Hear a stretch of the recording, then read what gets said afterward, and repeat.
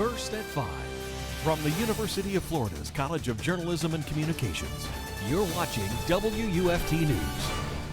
Welcome to WUFT News First at 5. I'm Daniella Sevares. And I'm Tori Edwards. Thanks for joining us. We're learning more about the death of teenager Tyree Sampson on a drop tower ride in Orlando.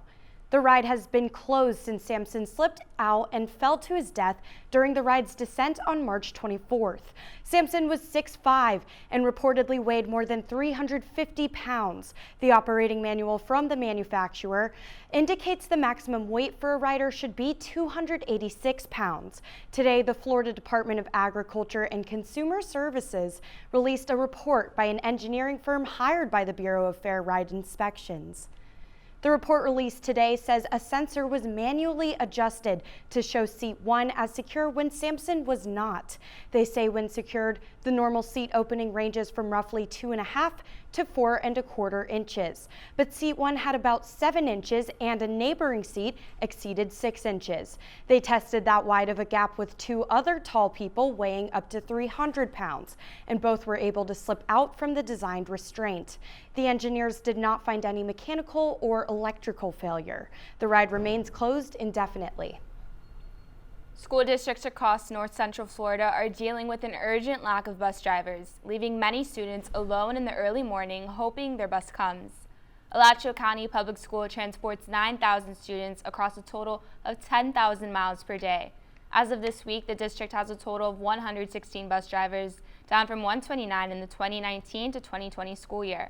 Why the driver shortage? Some are retiring, but many are quitting or staying away from routes because of concerns stemming from the pandemic and an unwillingness to deal with troublesome students.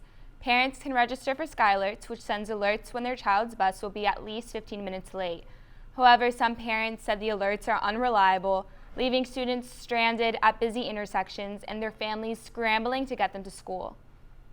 The safety concern is, number one, not even knowing where your kid is. Number two, he stands right beside a highway. There's been accidents right where he stands. There's no sidewalk, there's no bus stop. It's just not safe to have any small child or any kid just standing beside a highway for 2 hours. Elizabeth, whose son is a freshman at Santa Fe High School, took her concerns to the Alachua County School Board, but says so far nothing has changed and no one has contacted her further. Alachua County School Board member Mildred Russell says the driver shortage is one of their most serious problems right now. The district is advertising to fill positions on its website, and Russell is personally reaching out to the people in hopes they apply. A federal judge in Florida has struck down the federal mask mandate on planes, trains, and buses. The ruling says the CDC does not have the authority to impose a mask mandate on travelers in a bid to slow the spread of COVID. The judge said the CDC rushed the rule into place. In her decision, she wrote, "Our system does not permit agencies to act unlawfully, even in the pursuit of desirable ends." The Justice Department has not yet commented on whether it will challenge the ruling. We had a rainy weekend with some showers and hail across North Central Florida. Will we see any more rain this evening? WUFT's Julia Haley joins us now with the weather forecast. Yes, we started off with a rainy Sunday and an overcast Monday morning, but as of right now, seeing some sunny skies and some cloudy skies as well with these cumulus clouds, that sun shining through for right now. Currently 84 degrees here in Gainesville and 84 in Ocala as well. 82 the Villages, 84 Daytona, and 79 for Palatka. Of course, just a little cooler over there for right now, but a warmer than average day overall, and we should be seeing those temperatures drop from the lower 80s into the upper 50s overnight and into the morning. Those clear skies staying present throughout the night as well, and those temperatures dropping just a little bit for our Tuesday. Back to you. Research shows that women are having children later in life, a decision that does not come without consequences. A group of reporters at Noticias WUFT worked on a special series that highlights the issues some women face when chasing motherhood. Marcos Andrade brings a story of one of those women who, by putting off having children, ended up struggling to conceive at an older age. Hija mía, ya le gusta la cámara, está mirando la cámara ella. Beyond just a blessing, Maria Gutierrez thinks of her daughter Luana as a miracle. a miracle that has changed her as a person. Tengo que ser cada vez mejor para ella. Si yo quiero que sea una persona de bien para esta comunidad, yo tengo que enseñarle con el ejemplo. Even though Maria loves her daughter over anything else, there was a time when Maria's priorities were different. Soy dentista, tengo 2 especialidades y una maestría, y pues todo este tiempo me dediqué a estudiar y a trabajar. For Maria, having children before or while establishing her career would have been an impossible feat. Y el trabajo es tiempo completo. Si tú quieres avanzar y progresar, pues tienes que darle mucha fuerza, mucho tiempo, y lo que menos tiempo en pensar es todavía para un hijo. Maria's story embodies a trend that's going on nationwide. Women are having children later on in life. A los 25 años yo estaba en mi objetivo de crecer más profesionalmente, de tener más cosas mías. A los 30 dije, bueno, ahora ya tengo, pero ahora voy a empezar a tener mi propia casa, mis cosas, para que un futuro. A future that almost didn't arrive. Y es lo que me pasó a mí. Yo vivo en Arequipa y me dijeron, no, es muy difícil que tú te embaraces. According to OBGYN Stan Williams, although waiting is convenient, it is risky for those trying to conceive. So starting at about age 30, women start losing their fertility, and then it sort of accelerates after 35. Into their early 40s, they have lost a majority of their fertility. That was a reality that Maria had to face when, while trying to conceive, her doctor told her that her chances of getting pregnant were less than 5%.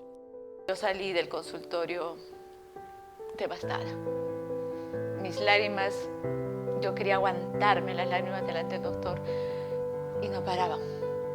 Maria is not alone in this journey.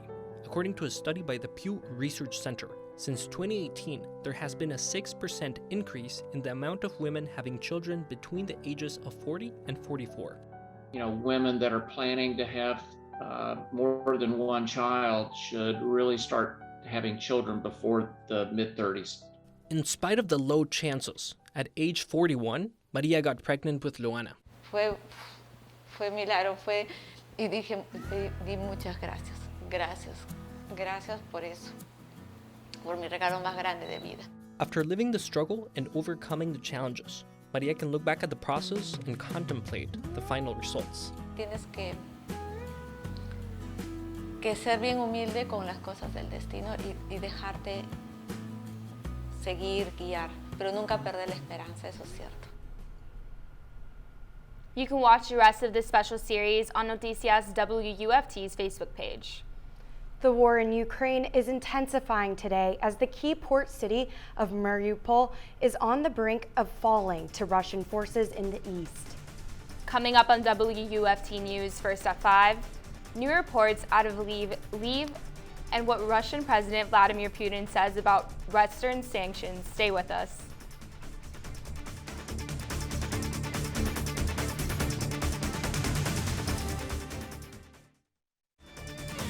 You're watching WUFT TV News. Welcome back. Now to the war in Ukraine, where Ukrainian forces are doing all they can to hold on to their homeland as the war enters a new, bloodier phase. NBC's Susan McGinnis is in Washington with the latest on the war's impact in Ukraine and here at home. Another deadly day in Ukraine. Russian forces ramping up their brutal attacks across the country. Multiple airstrikes killing at least 7 in Lviv, Ukraine's largest western city. In the east, shelling rocked Kharkiv, killing more and destroying celebrity chef Jose Andrea's charity food kitchen. Because the missile was so powerful, the destruction was massive. The most intense fighting happening in Mariupol, a key port city many expected to have fallen by now. A few thousand soldiers left, surrounded and outgunned, but rejecting Russia's ultimatum to surrender. This is a fight to the death by the Ukrainians. Ukrainian President Volodymyr Zelensky warning the next big battle is coming as Russia tries to take the eastern Donbass region. Ukrainians are fighting bravely and valiantly in the Donbass, as they have for the last 8 years, as they have since the invasion began, and we're doing everything we can to try to get them more assistance as fast as possible. As the U.S. approves $800 million more in assistance, Zelensky is asking President Biden to come to Ukraine. I think he will. It'd be utter madness for the President of the United States to go. President Biden focusing on helping Americans cope with the effects. Under pressure to act on rising gas prices, greenlighting new drilling for oil and gas on federal lands, rescinding a campaign promise. No more drilling on federal lands, period. Period, period, period. Pain being felt near and far as Russia's bloody invasion approaches its third month. Susan McGinnis, NBC News, Washington. The FBI is currently investigating whether a Florida prisoner sent threatening letters to a U.S. judge. In the handwritten letter, the writer graphically threatened to sexually assault the judge's wife while the judge watched, then behead the judge and send his body parts to his children. The FBI said the inmate it believes sent the letter, 22-year-old Josiah Joshua Guagno of Boynton Beach, Florida, licked the envelope to seal it, leaving behind his DNA, and left a palm print on it the FBI laboratory traced back to Guagno. Guagno tried to frame another inmate, Max Simmons II, for his own crime by addressing the letter from Simmons. The case is the latest in what law enforcement and court officials worry is a rising trend in violent threats against judges nationwide. To read more of my story, you can head over to WUFT.org. We had a rainy weekend. Are there more showers to come this week? I'm Julia Haley with this week's forecast. We'll come back with the full breakdown in a few minutes.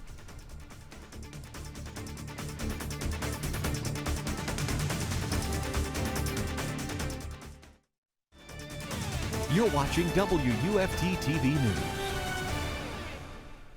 Welcome back. We had a rainy Sunday and an overcast Monday morning, but this evening looks like those clouds are peeking out that sunshine shining through as well. Currently 82 degrees outside of our studio and sitting in the 80s all around north central Florida. 84 Ocala, 83 the Villages, 82 Daytona, and 81 for Palatka, 82 St. Augustine.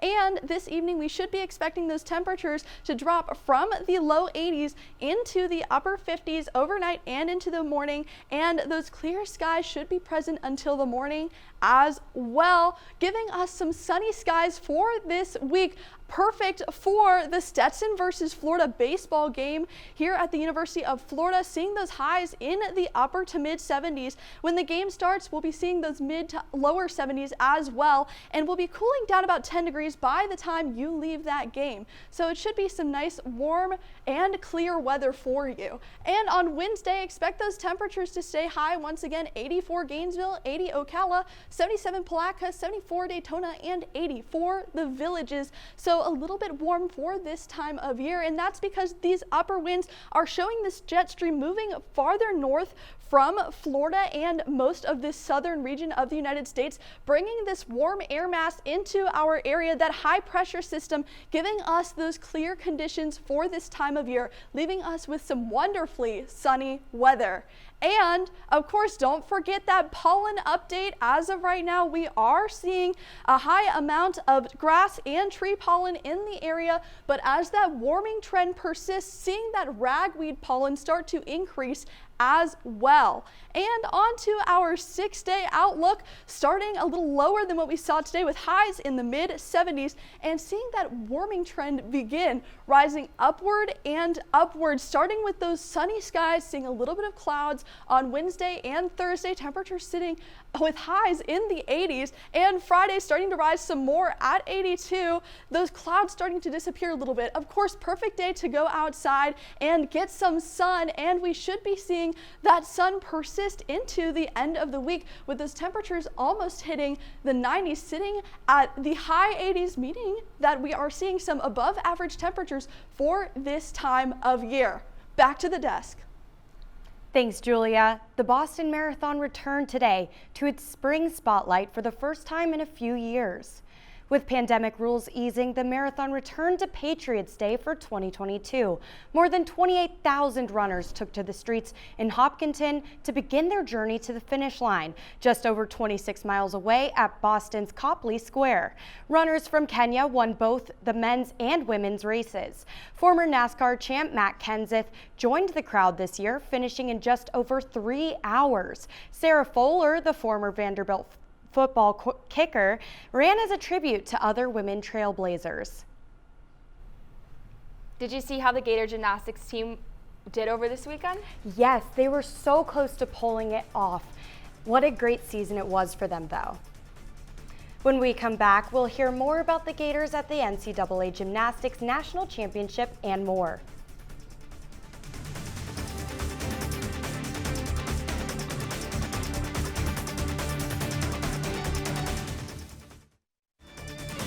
You're watching WUFT TV News.